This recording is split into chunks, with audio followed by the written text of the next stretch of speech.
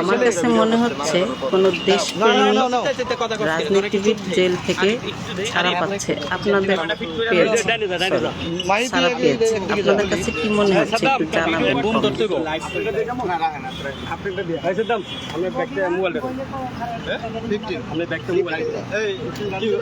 আগে দুধ গোসল করলো তারপর ইন্টারভিউটা নিই। হ্যাঁ না না, আগে আমি ইন্টারভিউর কিছু না, আমি জাস্ট একটু সবাইকে কৃতজ্ঞতা প্রকাশ। হ্যাঁ এটা জেল থেকে বেরিয়ে আমরা দেখছি দুধ দিয়ে গোসল করবেন। এখন দুধ নিয়ে আসছে, দুধ দিয়ে গোসল করবেন। আর আঙ্কেলের কাছে না কেন?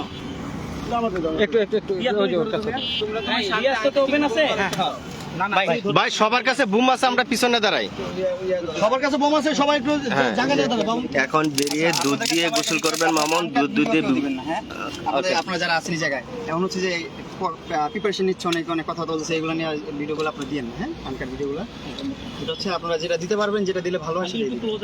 আর আমি হচ্ছে যে কারো বিপদ বলতে আসি নাই, কারো বিপক্ষ বলতে আসি নাই। আল্লাহ তাআলা হচ্ছে যে উত্তম পরিকল্পনাকারী, ওনার বিচারে তো আমার কোনো অভিযোগ নাই। উনি যেটা বিচার করবে, উনি যেটা রাখছে আমার কপালে রিজিকে, সেটাই হবে। রেডি? পিছিয়ে আসলে মানে ফ্রেমটা ভালো পাওয়া যেত। পিছনে এসে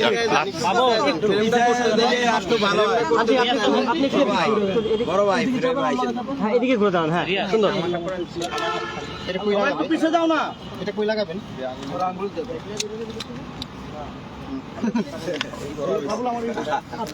আচ্ছা, সানটা কি উল্টো হয়ে গেছে? ঠিক আছে, চলো। ঠিক আছে, সমস্যা নেই। না আচ্ছা, ওকে। এই রিয়াজ, আমি মাইক্রোফোনটা দিয়ে নেই। এইভাবে লাগা। তাহলে আমারটাও লাগা দাও, বাবুল, আমারটাও লাগা দাও। ওই আপনি রিস্টেন্ট বাড়ি করছেন না, এটা ই করেন ভাই, একটু জাস্ট একটা লাগা দিলে তো বাইক ই করবে কেন? লাগা দাও। আমি তো বলি কথা বলো।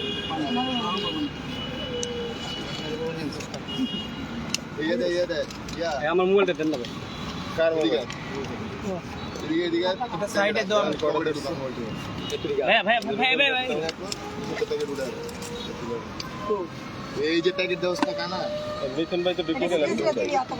দুই তিন হাতে রাখতে সামনে আছে ধরেন একটু সামনে এই মন ভাই একটু পিছনে এনে ময়লা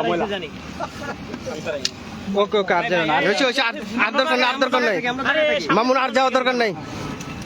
এই আচ্ছা, এই রেডি সবাই? হ্যাঁ রেডি। ঠান্ডা হয়ে গেছে, উল্টা সামনে হয়ে গেছে বন্ধু। এদিকে দেন দরকার কি? এই পাশে ঘুরাই নি মামুন, একটু ঘুরাই নি। মামুন ঘুরাই নি, আমরা এই পাশে দাঁড়াই। শান্ত উপরে এই দিকে দাঁড়াই।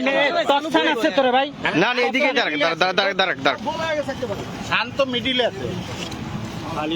এবার ক্লিয়ার মাইক জায়গা দে। এই আরিফ রে, এই পাশে আরিফ আয়। হয়েছে এখন সুন্দর হয়েছে। ভাই বোমটা ধরো তো। এই রেডি? এই মামুন যাও। রেডি। ভাই একটু আঙ্কেলকে পাশে দেন। পাশে আছে, পাশে আছে। চলে আসে পিছনে। মামুন, মামুন, দীর্ঘদিন পরে আপনি জেল থেকে জামিনে বের হয়েছেন। হ্যাঁ, এখনো মামলাটা প্রক্রিয়াধীন। তো সবকিছু মিলে মাকে অনেক দিন পরে জড়িয়ে ধরতে পারছেন, মানে অনুভূতিটা যদি একটু বলেন। এটা আমার লাইফের বেস্ট এভার ফিলিংস, যেটা হচ্ছে যে আমি বলে প্রকাশ করতে পারবো না। এত ভালো লাগতেছে।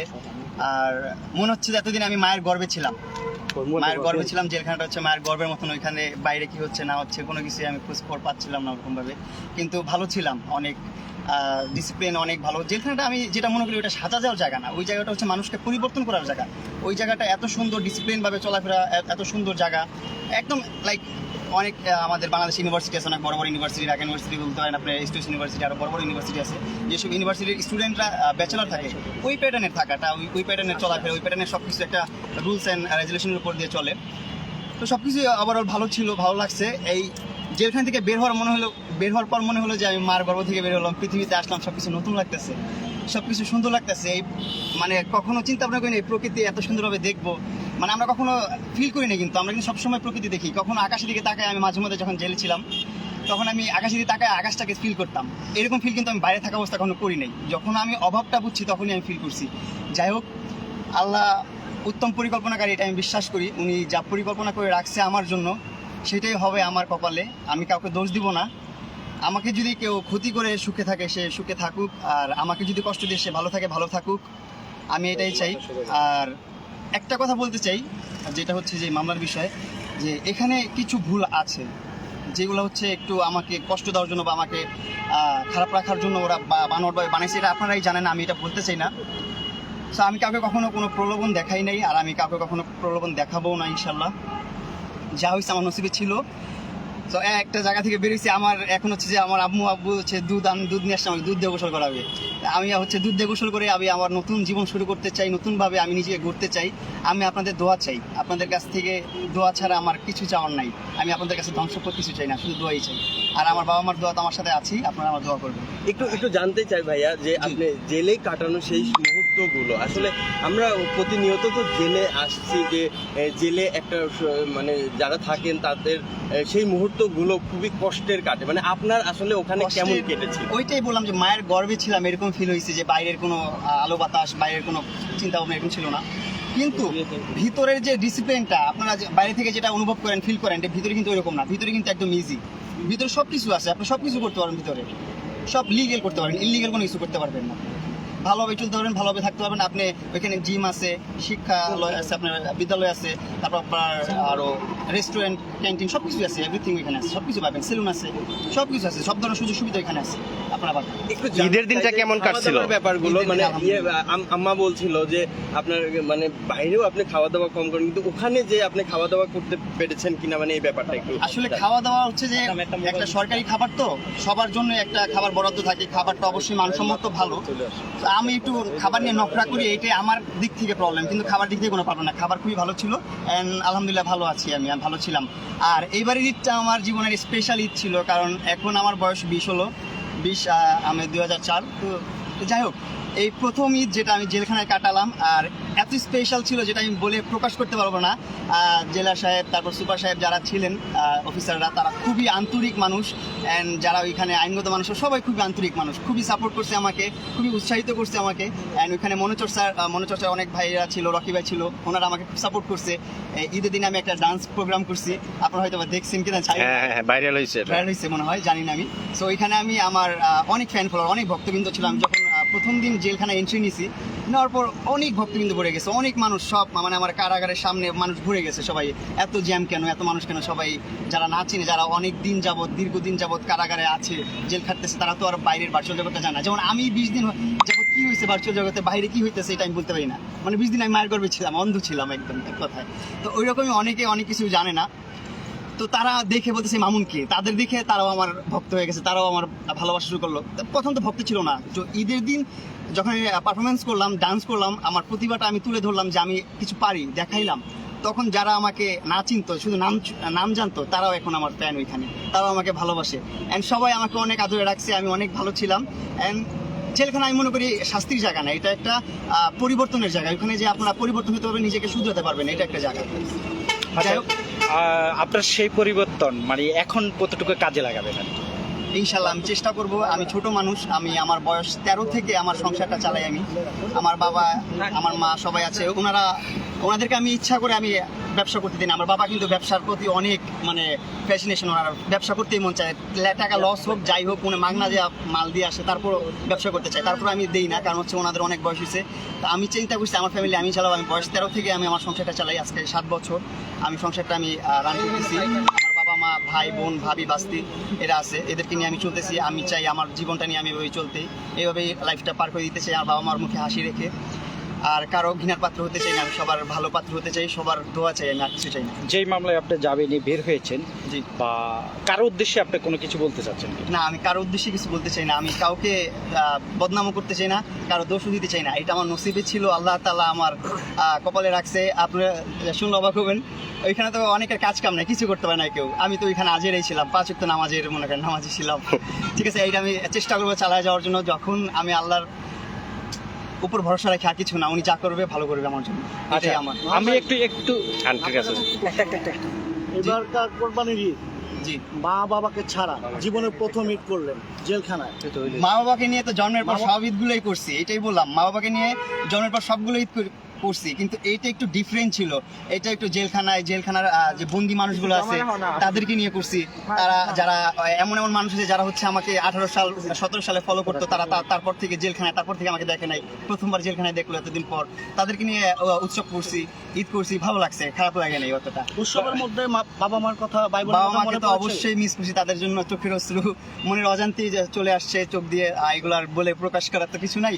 মা বাবার জন্য সবসময় একটা সফটকর্নার মনের অন্তরস্থলে থাকে। মা আচ্ছা বাবাকে ভালোবাসি। আচ্ছা, আমরা শেষ করবো, তাই একটু যদি বলি যে আমি আজকে কিন্তু চমৎকার একটা হাসি দেখতে পাচ্ছি, মানে আপনার দুই পাশে দুইজন মানুষ আছে, কিন্তু গত 20 দিন ধরে কিন্তু এই জিনিসটা দেখিনি। আংটি আজকে মনে হয় ভোর 5টা থেকে এখানে এসে উপস্থিত। তো আংটি, এই যে সন্তানকে দুধ নিয়ে আসছেন গোসল করার জন্য, আসলে কি কেন একটু যদি বলেন।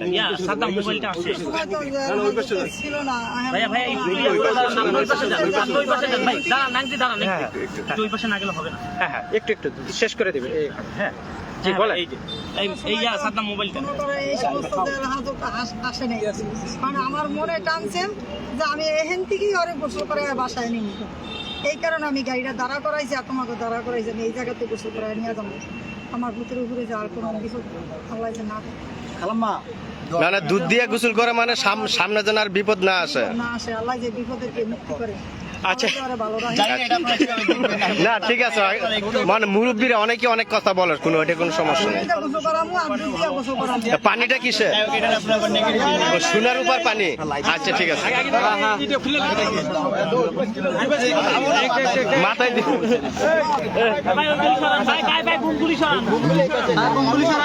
এই যে তুমি ক্যামেরা ধরো ভালো করে।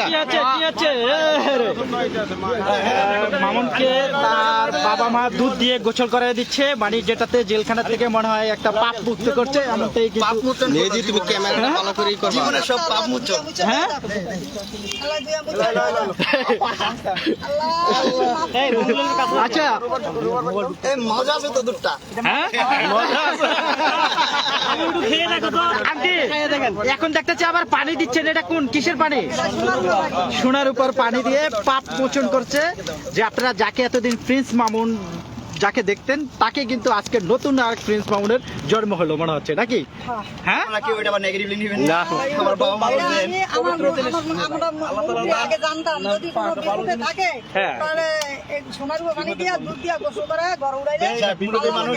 আমার আম্মু অনেক সময় অনেক কথা বলে ফেলে ভুল করে। আপনারা এটা আপনারা নেগেটিভলি নেবেন না। আপনারা একটু আমার মার কথাগুলো একটু নরম ভাবে নেবেন। অনেক সহজ সরল বুমগুলো কাছে নেন ভাই।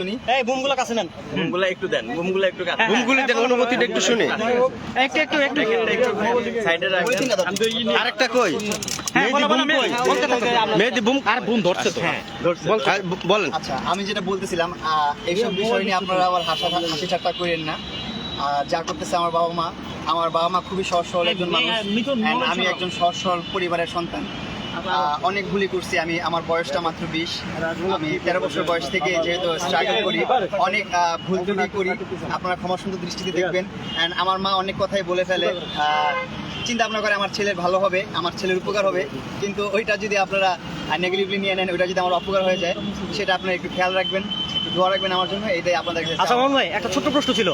সকাল থেকে আমরা বেশ কয়েকবার দেখলাম যে লায়লা এসে এখানে অপেক্ষা করছেন, তো এরকম যদি কোনো পরিস্থিতির সৃষ্টি হয় বা ভালোবাসার টানে তার কাছে ফিরে যাওয়ার কি কোনো সম্ভাবনা আছে কিনা?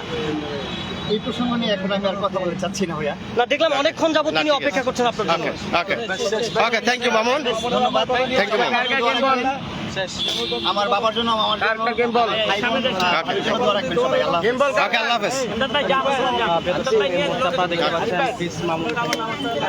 উনি দুধ দিয়ে গোসল করে মামু এখন কি গ্রামের বাড়িতে যাবেন? দেখি। আচ্ছা ঠিক আছে, গ্রামের বাড়ির উদ্দেশ্যে রওনা দিবেন গাড়ি থেকে।